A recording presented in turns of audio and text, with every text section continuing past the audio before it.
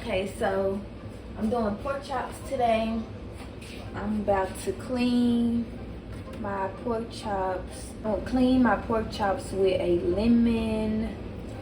And you don't have to do this, but I'm gonna do this just to make sure that it's clean. You know, let me clean thoroughly. Just squeezing the juice onto the pork chops. Want to get it in there good. I did clean the sink. Yeah.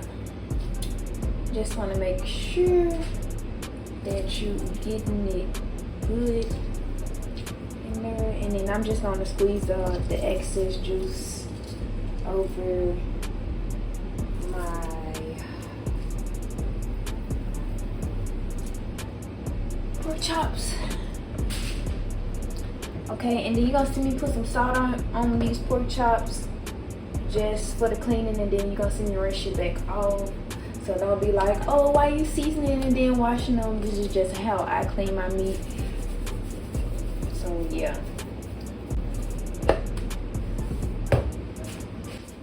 And I'ma just get that in there really good.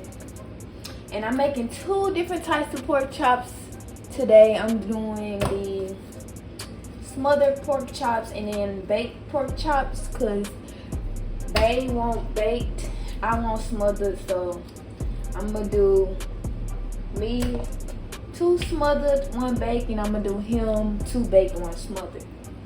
And that's what we gonna eat for tonight, baby.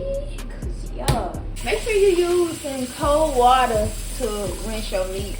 Don't never use hot water to rinse your meat. So I'm gonna just rinse all of that excess juice and salt off of my pork chop.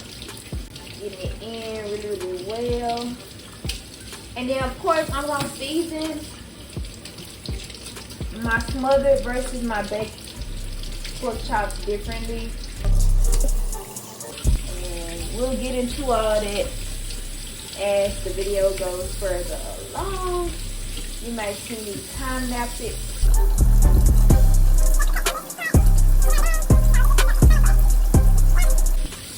Alright, and boom, you got some clean meat now. So next what I want to do is I want to go ahead and season the ones that I'm going to bake. You're going to see me season my pork chops differently each time. So with the baked pork chops, I'm going to start off with some meat tenderizer. I'm going to put the meat tenderizer on here. And these pork chops are kind of on the thick side. They slim cut, but they more on the thick side. So I'm going to make sure I season them pretty good, because you want that season to stick. And then of course garlic powder and onion powder is going to do the trick for these. So I'm gonna put some onion powder,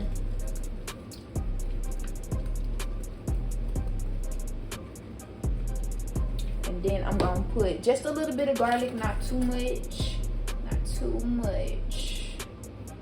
right? And it's smelling real good up in here right now.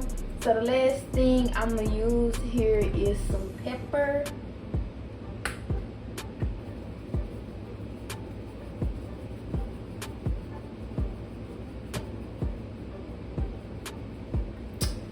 A little bit of salt, just a little bit, not too much, because we already put salt on there previously. And basil.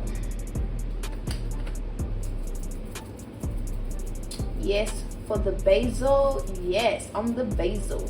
And it's gonna give it that nice pretty look.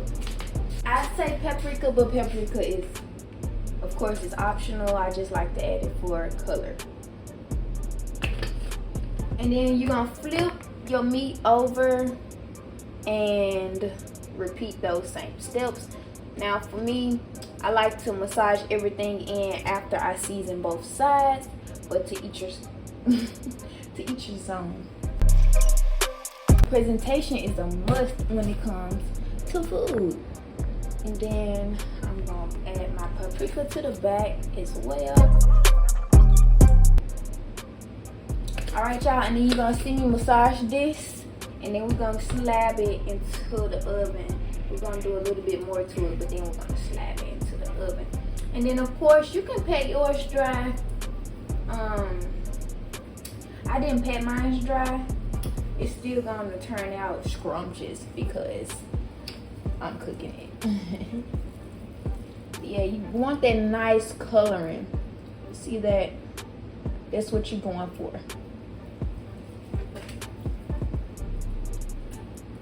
And use your hands. You gotta get your hands dirty when you cook because you want to soak all that seasoning into the meat.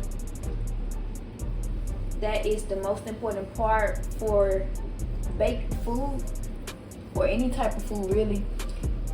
Make sure you soak in those flavors inside of your meat. It smells so good up in my kitchen. Y'all, it smells so good. Cooking you up, man. You cannot go wrong with this. Soak that meat in there, that seasoning that meat really, really well.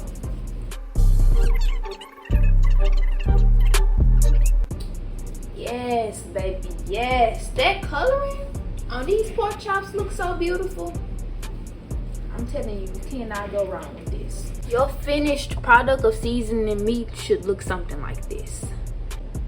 So I went ahead and preheated my oven. But what you're gonna see me do next is pour some olive oil over the top of my pork chops just to keep it oily because we don't want these to dry out in the oven.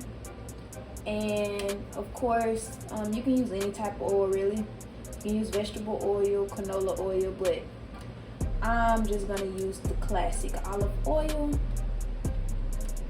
Get that in there. And then you want to massage that in as well into your meat. And I had already went ahead prior to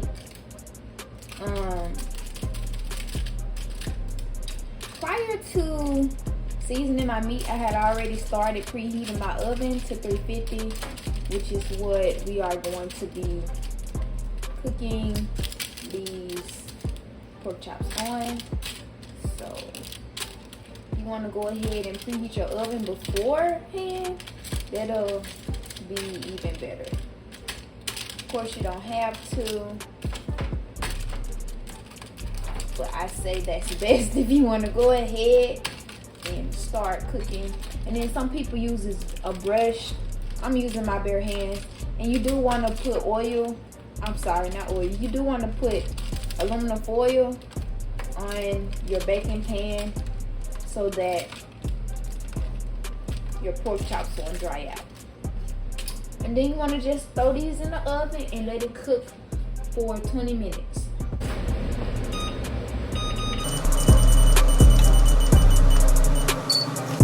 I'm now going to flip my chops over to the other side to get a good cook on that other side. And it smells so good in my kitchen, y'all.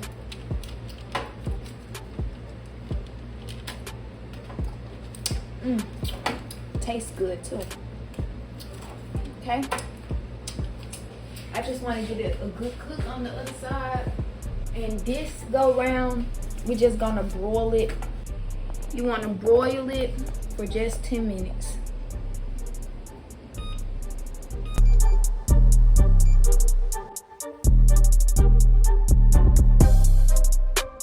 This is what your finished product should be looking like. This is what you should be working with. Nice and tender, baby, and juicy. Yes.